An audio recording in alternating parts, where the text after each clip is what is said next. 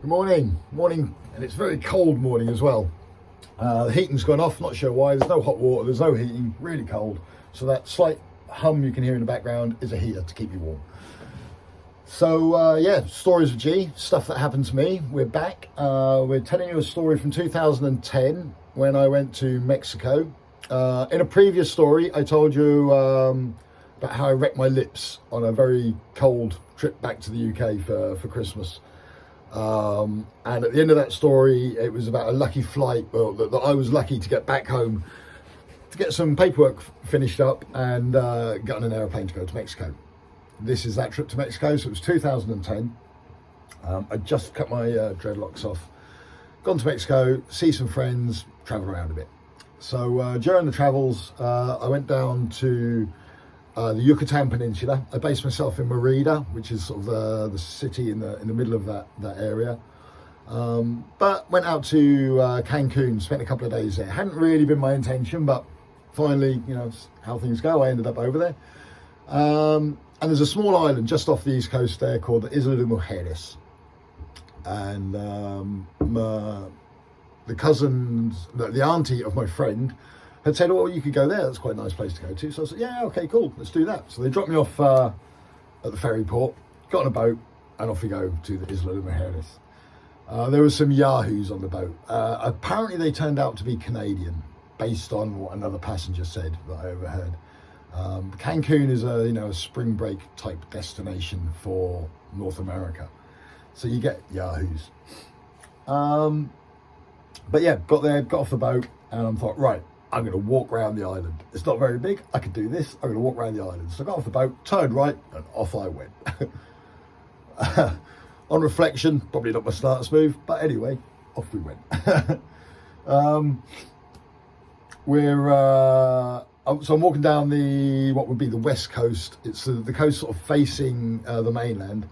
So it's kind of sheltered, there's a lot of boats, there's a lot of marinas and that sort of thing. And I'm just sort of walking along, going past this bit marshy area. I took some photos of some pelicans and things. And yeah, it was just nice. It was kind of just to walk down there through the trees. I saw a place to buy drinks.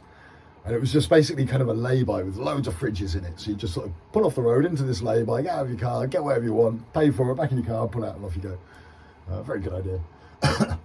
Went past some of the swanky houses, walked through the swanky area of the island. Eventually got all the way down to the bottom. Now the bottom is the most easterly point of Mexico. And so off that bottom point, which is kind of a rocky outcrop that sticks into the sea, it's really wild. There's a lot of movement in the water because there's sort of two bodies of water meeting and swirling.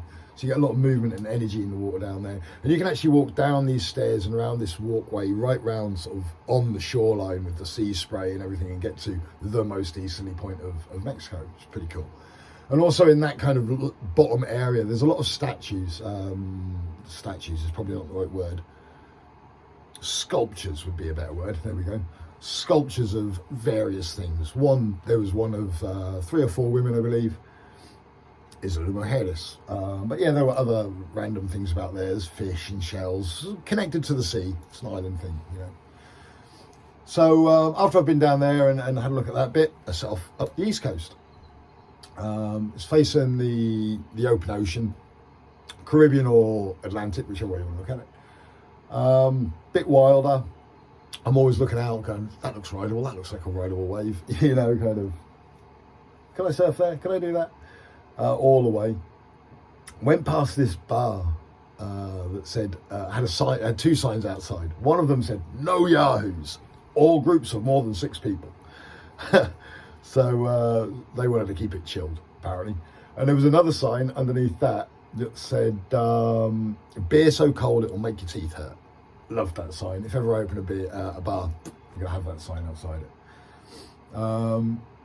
So I carried on walking up, and there was sort of just kind of a barrenish area in the middle of the island. It was a bit random. I kind of thought that the island would be like totally built up, but there was this big sort of barren scrublandy area in the middle.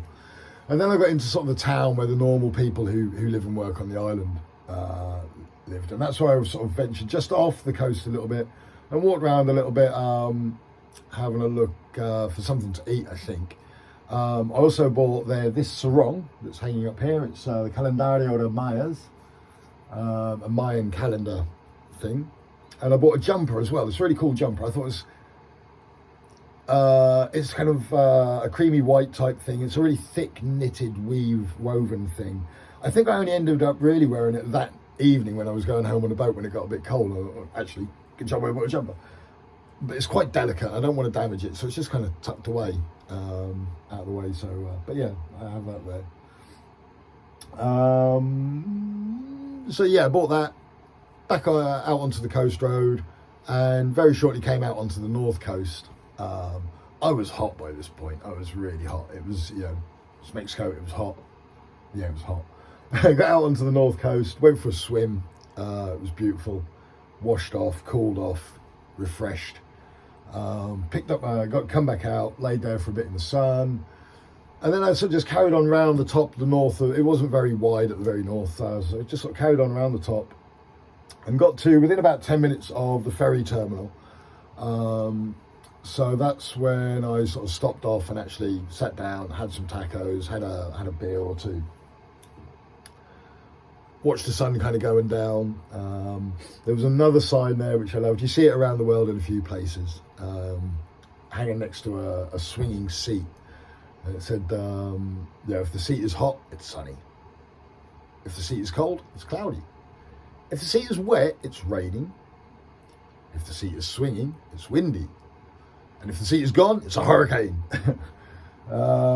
They'd had a hurricane go through there a couple of years, not long before, a few years before.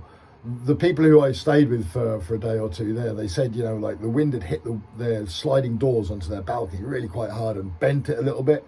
So then it wouldn't shut at the top, and there was like this little 1.5 centimeter wide gap at the top of the door.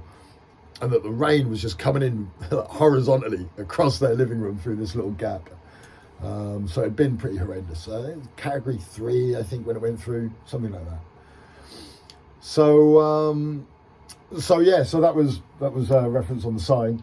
And then, when it got to about 10-15 minutes before the ferry went, I wandered down there, got on the ferry,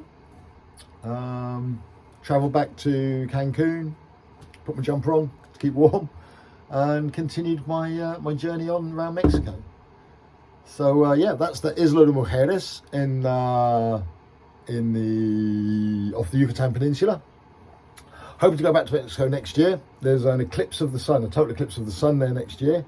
I've witnessed 2. I've seen 1. I'm going to try and make it 3 and 2. Thinking about taking my son there.